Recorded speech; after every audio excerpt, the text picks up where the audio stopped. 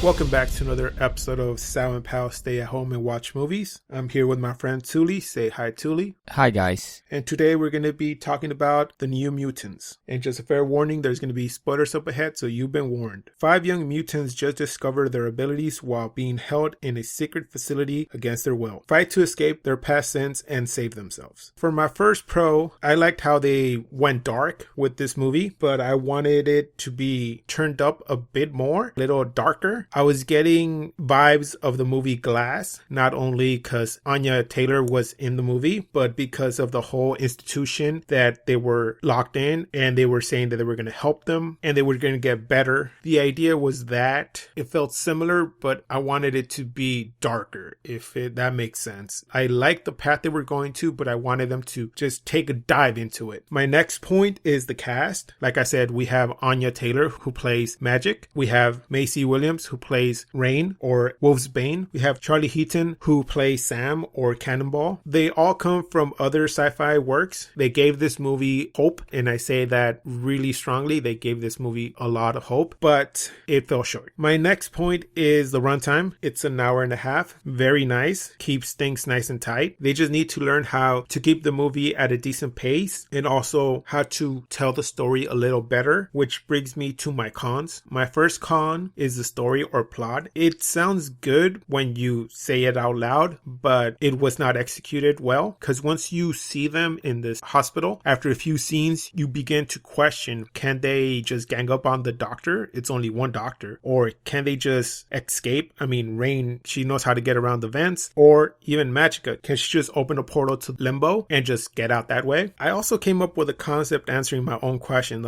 I answered it by saying, why not just give them collars like the movie that we reviewed, Battle Royale? In a sense, these collars would have to keep them close or else they would go off. And maybe even show some of the mutants previous to them trying to escape and them showing the consequences of them dying, thereby scaring the rest of the people who were there to stay put and not try to escape. And also, why not add some extra personnel and add the element of this being like a real prison, but at the same time tell them it's a hospital trying to help you, but the mutants slowly questioning if it's trying to help us, why are there guards here trying to keep us in? Also, I would have liked it to see if Danielle indirectly tried to develop the other characters in the way of her as her character Mirage. While she sleeps, somehow she taps into the others' dreams and therefore their past and fears, and that's how we learn of their fears and their past, which develops the characters. As a result of this, her tampering into their dreams, her powers come out and the fears of the other people are released and manifested, and this is how chaos ensues into the real world. And for my last con, I want to talk about the ending. They needed to rewrite it. Not a simple idea of you confronting your fears, but something more dangerous, something along the lines of a big battle and people either dying, something dark. I mean, if you started off this movie dark, ended dark, and also at the end, why not have Sinister make a cameo once they have left the facility? Once they walked out, you have him appear and then go up to the body of the doctor and say, you have failed me. Or maybe she's still alive and said, I couldn't stop them. And for him to basically say, she's strong, I need to seek her out. Kind of say that he's still going to basically go after them. In closing, I see this as a series, a dark Netflix X-Men series, similar to Deadly Class on TV. The reason is because there's fans who want to see something darker that we see in comics as a series, and this is the proper format that we would like to see instead of a movie in theaters. Give us a series that dives into these characters. With that, I guess I'm going to pass it on to my friend Touly and see how he saw the movie and what grade he gave the movie. Okay, so first thing I'm going to briefly touch on is the casting.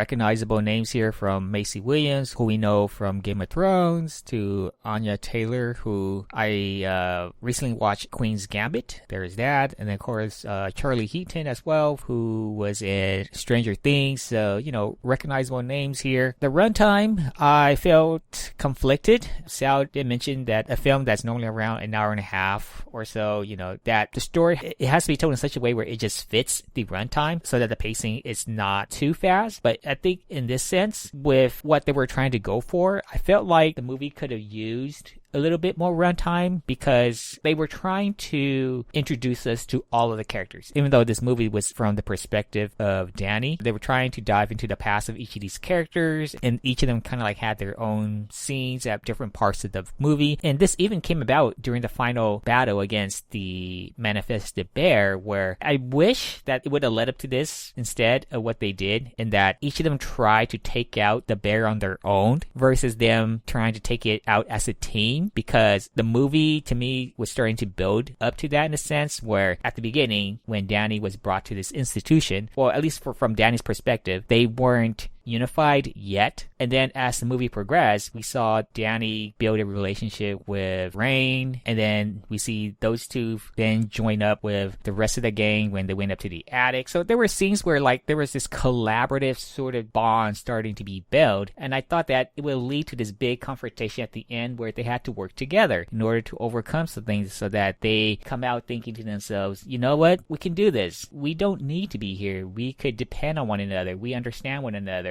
They even brought up the X-Men at one point of this film, so I thought, you know what, I can go with this. But instead, they went on this individual sort of effort, and maybe it just speaks to the movie itself. Like I said, they were trying to focus on each of the characters throughout the film, their backstory, what they feared, and what they were trying to overcome individually. And then when they were fighting the bear at the end, it felt like each of the characters seemed to have gone like a spotlight on them instead of them focusing the spotlight on everybody as a team. For example, Ileana, she told everybody, hey, to run away with Danny, who was still in her unconscious state, while she took out the bear. And then suddenly the bear somehow found its way to where Rain and Danny was in the chapel. And then we get a moment with Sam, played by Charlie Heaton. He gets his little moment where he knocked one of the tooth out. And then Sunspot gets his moment, but then gets defeated as well. And then Rain steps in, and then she tries to do her thing, couldn't do it. And then we get finally Danny, now fully awakened, and just talks down the bear in that, you know what, I'm taking control now. Stop what you're doing. You don't have to do this anymore.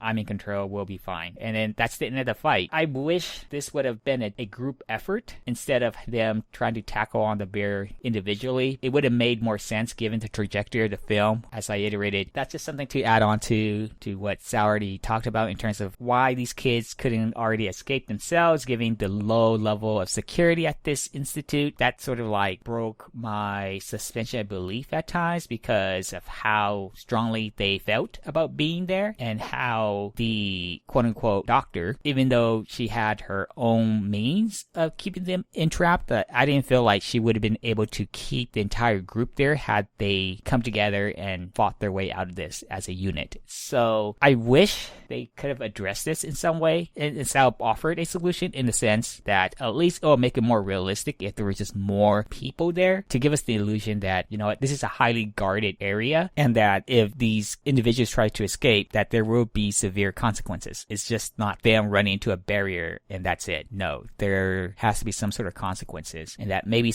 one of the individuals could have been made an example of if they were going to go even down that darker road, which I did appreciate in one sense, but at the same time, I did wish that it had more of that mutant or Marvel or DC sort of feel to it that we come to expect from this sort of genre of mutants or beings with superpower. And I guess Sal sort of like hit it on the head. Like, if they were totally going in the direction of Glass, that's fine, but this is, as they branded, a Marvel film, so I was expecting something a little more along that line, despite the dark theme that exists in this film, because we have seen Marvel films and DC films that are a little lighthearted, little comedic on the side at times, but still have a dark theme to them. So I think for me, in terms of like taste, I think they went a little too dark because they were trying to focus on the fear aspect of these individuals versus them trying to worry about their situation in the present time. Like, oh, why are we being held captive here? Like, we need to find out what's going on. One of them should have at least considered the thought that, hey, you know what, there's something odd going around here, and this is independent of, the fears that they were going through, the things that are being manifested. It wasn't until Danny was about to get killed that they thought to themselves, you know what, we need to escape. But I figure, they should have considered this this situation a whole lot sooner, given that, as Sal pointed out, there weren't a lot of people there. Like, why only the single doctor? So that thought was always at the back of my mind, which is a bad thing in this sense, because it prevented me from just enjoying the film and seeing what was on the screen. And then the lack of scenery as well doesn't help, that most of the film took place at the Institute. I would have liked a little more variety. Again, given the genre of the film, maybe they could have just focused less on a few of the characters because they were role characters in a sense, versus trying to make every single character a main character because they were trying to dive into each of their story. I think Sal offered, again, a very great way to have tackled this through just having the dreams that Danny experienced as a way to give us background to these other characters instead of having us focus individually on certain characters, like in certain scenes, and instead let these scenes be more about them bonding and elaborate on that and how they were going to come together and try to escape and then potentially fail the first time or something, and then because of that some big consequences ensues. I don't know, but I didn't like the whole idea of them working individually instead of them being able to work together, which then might be the next chapter of the story in a way, but based on the trajectory, or at least the vibe that I was feeling, it felt like it was heading towards this more team effort at the end versus them trying to get their own moment in the sun and trying to outdo this bear when all it took was Danny to calm it down, which was kind of anticlimactic in a sense, versus if I were to compare this to like an X-Men movie, even though it wasn't like the greatest X-Men movies out there, it was still, to me, watchable. There has to be some sort of consequences, some sort of growth that came out of this, and I didn't feel like that line that Danny left us with was strong enough, or it didn't equate, I feel like, to what they experienced. It pretty much came down to which side of you want to embrace, basically. I didn't feel like that line equate to what I saw throughout the film. I would have just liked it if they just walked out of the Institute, and then if we get a good cameo, you know, as Sal pointed out as well with Mr. Sinister, that would have been cool, but it really left me wanting for more. Overall, I think I'm going to give the film maybe a 5.5 out of 10, with there being potential there on the table, but didn't quite hit the mark in a lot of areas.